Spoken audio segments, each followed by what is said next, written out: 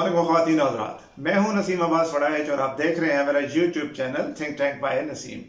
अभी तक अगर आपने मेरा चैनल सब्सक्राइब नहीं किया तो काइंडली बेल आइकॉन को प्रेस कीजिए ताकि मेरी तमाम तर आने वाली वीडियोस आपको बिला तात्तुल मिलती रहे। ख़वातीन और हज़रात, हमारा मुल्क अजीबो गरीब किस्म के मुआशी मसाइल का शिकार है।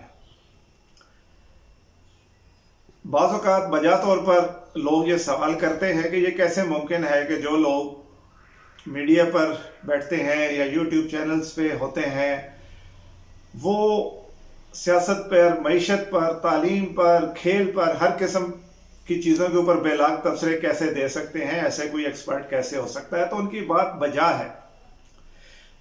मेरे जैसे लोग ना ही सियासत में कोई हरफ़े आखिर हैं, ना कोई बहुत बड़े एनालिस्ट हैं, ना हम मईशत दान हैं, ना हमने शायद मईशत को इतना पढ़ा होगा, लेकिन एक आम आदमी की हैसियत से सियासत और मईशत के जो हालात हैं उनका तमाम तर असर चूंकि हम बर्दाश्त करते हैं, हम जो कि आम लोग हैं, जो आम आवाम हैं, तो तजुर्बा हमारा बढ़ना शुरू हो जाता है क्योंकि ये तमाम तर हालात हमें इफेक्ट करते हैं, सारा असर हम पर होता है। जिस किस्म की हमारी मईशत है, अदाद शुमार के गोरख धंधे जो भी हों, जो एक आम सी बात मुझे समझ आती है, जो मैं आपको समझाना चाह रहा हूं, वो ये है कि हमारा इस वक्त जो मुआशी बहरान है उसकी जो बुनियाद है वो ये है कि हमारे पास ज़र मुबादला नहीं है, फॉरेन एक्सचेंज नहीं है, यानी कि डॉलर्स नहीं है। ये डॉलर्स हमारे लिए क्यों ज़रूरी हैं? इसलिए कि हम बहुत कुछ अपनी ज़रूरत का सामान बाहर से दरामद करते हैं। उसमें लग्जरी आइटम्स भी हैं, उसमें एसेंशियल्स भी हैं। सबसे बड़ा हमारा इंपोर्ट बिल फ्यूल का होता है, पेट्रोल कह लें, गैस कह लें, वॉट एवर जो भी है, तो फ्यूल बिल हमारा सबसे बड़ा। जाहिर है जब हमारे मुल्क में नहीं है, बाहर से मंगवाएंगे तो अल्टीमेट हमें डॉलर चाहिए। अब प्रॉब्लम क्या है? डॉलर कहां से आएंगे? क्या हम डॉलर छापना शुरू कर दें? तो हम डॉलर तो नहीं छाप सकते, तो हमें डॉलर कहां से लाने? क्या इसको समझने के लिए बहुत बड़ा मईशत दान होना जरूरी है? आप बताइए, आपके ख्याल में डॉलर कहां से आएंगे? तो डॉलर तीन तरीके के साथ, हम लीगल तीन तरीके हैं जिनके जरिए हम डॉलर मुल्क में ला सकते हैं। नंबर एक, उधार मांगकर, भीख मांगकर, इमदाद मांगकर, यानी कि मांग कर।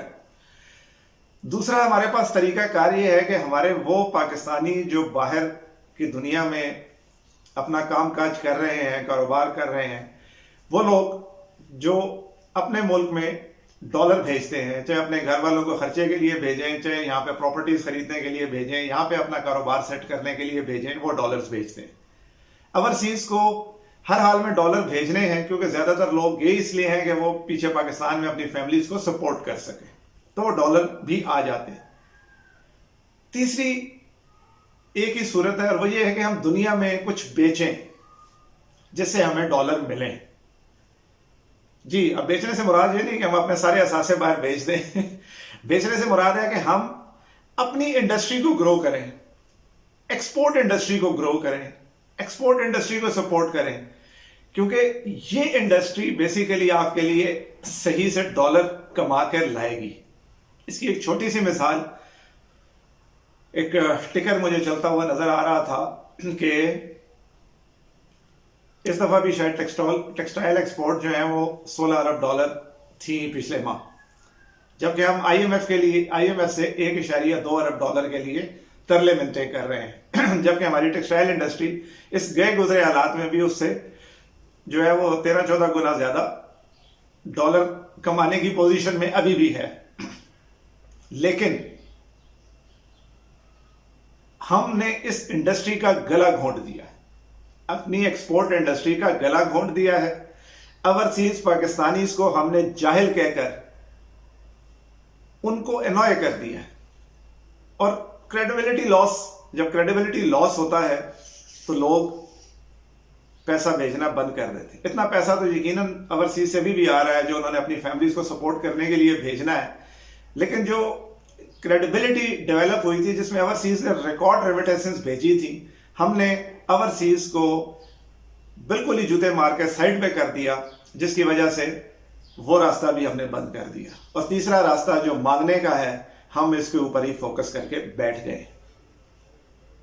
शायद हमें ये तीनों ही रास्ते अपनाने हैं, लेकिन अगर हम एक्सपोर्ट का बाइज्जत रास्ता अपनाएं तो ना सिर्फ ये कि हमारे पास डॉलर आएंगे, बल्कि रोजगार भी डेवलप होगा।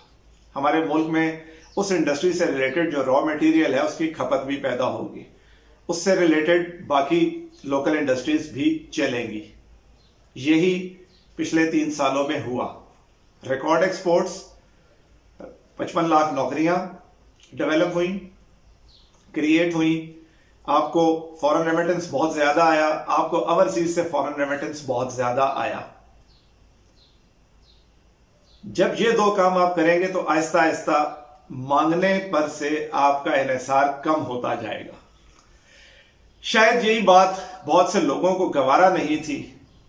वो कौन थे, कौन है, मैं उससे बहस नहीं करूंगा, आप लोग जानते हैं।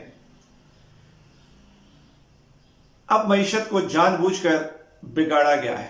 अल्लाह ना करे जैसा कि कल सेनेटर रजा रब्बानी ने सेनेट में एक तकरीर की कि हम इंडस्ट्री से अपनी प्रोडक्ट्स बना के बेचकर डॉलर लाने की बजाय कुछ अपने बने बनाए अहम और कीमती असासे बेचने की पोजीशन में नहीं आ रहे, या शायद हम आए ही उनको बेचने के लिए हैं। इसका फैसला तो आप करेंगे। हाकम बदहन कि कोई पाकिस्तान के बारे में ऐसा सोचे, अल्लाह उसको और उसकी नस्लों को निस्तो नाबूद कर दे। क्योंकि ये मुल्क है तो हम हैं। ना आपका लंदन में कोई फ्लैट है, ना मेरा लंदन में कोई फ्लैट है, ना आपकी दुबई में जायदादें हैं, ना मेरी जायदादें हैं। मैंने, मेरे बच्चों ने इस मुल्क में रहना है। इस मुल्क के बुरे हालात मेरे और आपके लिए हैं, हमारी नस्लों पर असरअंदाज होंगे। जिन्होंने लंदन और दुबई भाग जाना है उनके ऊपर ये कभी भी असरअंदाज नहीं होंगे। लिहाजा नजर रखें ऐसे लोगों पर जो ब्रीफकेस लेकर आते हैं और ब्रीफकेस लेकर निकल जाते हैं। ये हमारे खैरखवाह नहीं हो सकते। अपनी आइंदा नस्लों का सोचिए। अगर इंतखाबात होते हैं अदालत के हुक्म के मुताबिक, अगर हो गए, तो अपने वोट का हक किसी की नस्ल को संवारने के लिए नहीं, अपनी आइंदा नस्ल को संवारने के लिए इस्तेमाल कीजिएगा। उनकी नस्लों के लिए नहीं जिनकी नस्लों का मुस्तकबिल इस मुल्क से बाहर है, जो इस मुल्क में सिर्फ इक़्तिदार और हुकूमत के लिए आते हैं। ऐसी क़यादत को, ऐसे लोगों को मुंतखब करें जो आपके हल्के में अच्छी शोहरत के हामिल हों। सियासी वाबस्तगी की बजाय किसी भी मेंबर की जो उम्मीदवार है उसकी ज़ाती क्रेडिबिलिटी को ज़्यादा अहमियत दीजिएगा। अल्लाह ताला आपका, मेरा, पाकिस्तान का, सबका हामी और नासिर हो। ये पाकिस्तान है तो हम हैं, ये पाकिस्तान है तो इससे ही सब कुछ है। पाकिस्तान जिंदाबाद।